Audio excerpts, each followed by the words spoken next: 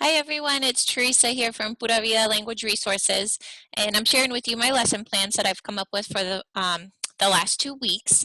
So I went ahead and did a choice board. So I'm going to show you what it looks like on my planning, the planning side of it, and then what my students see. We use Canvas as our learning management system, so I know a lot of people are using Google Classroom, and this could also work for that as well.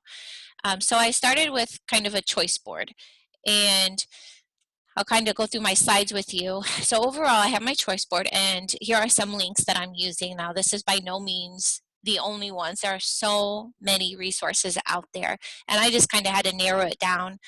Some of these I already use, so it was just kind of natural for me to continue on with this with my students.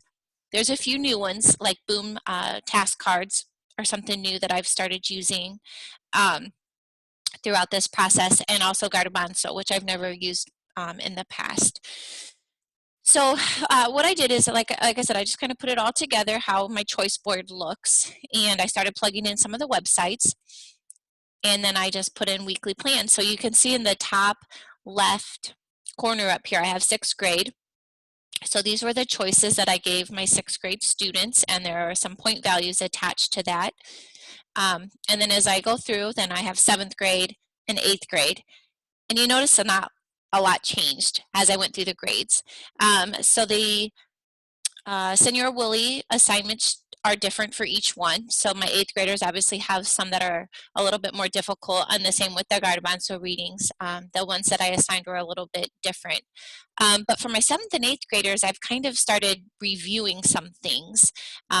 As the weeks progress, and it looks like we're going to be out of school a lot longer than we originally anticipated, I'm going to do more lessons, and I'll probably start plugging in some videos of myself in the Gramatica and Vocabulario, and then have students do some more kind of actual lessons. But right now it's a review.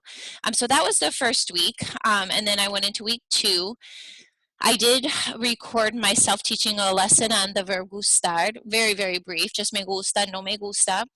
And so I sent that out to them and gave them an option for the speaking to then say something that they like and don't like. But again, you can see that the assignments between 6th, 7th, and 8th grade are all very similar. Just changing up some of the readings and some of the Senor Woolley videos. So that's kind of what my lesson plans look like. So this is just something for me. But then if I switch over to my students' dashboard in Canvas, let's log into theirs. Then you can kind of see this is what they see. So this is their assignment. So I go through and give them some instructions on how to use the choice board, because this is not something that we have done before in the past. And so I tell them start here.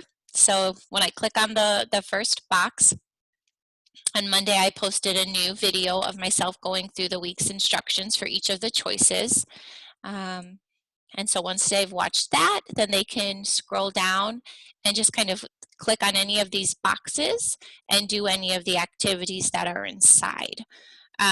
So I would imagine that if you're using Google Classroom, that this would be a Google Slides or some kind of Google document already created for them, and then they open it up and then the choices are still there. So again, I clicked on the ver and it gives them instructions, and so my weeks you can see are just progressing. So the older ones are at the bottom and the newer week is at the top. And so then it says week 2, you need to watch this, and then I give them instructions on how to submit it. So I don't know if this is helpful, I know I'm a very visual learner, so I like to see visually what others are doing. Again, this is through our learning management system, which is Canvas. And so I'd be happy to, talk to anybody who needs help with that, setting that up. It's not that hard. I'm somewhat familiar with Google Classroom, so if anybody needs help with that, again, reach out to me. But I, again, just wanted to share what my planning pages look like so that you could have a visual to see how it all works. All right, I hope everybody's doing well. Take care.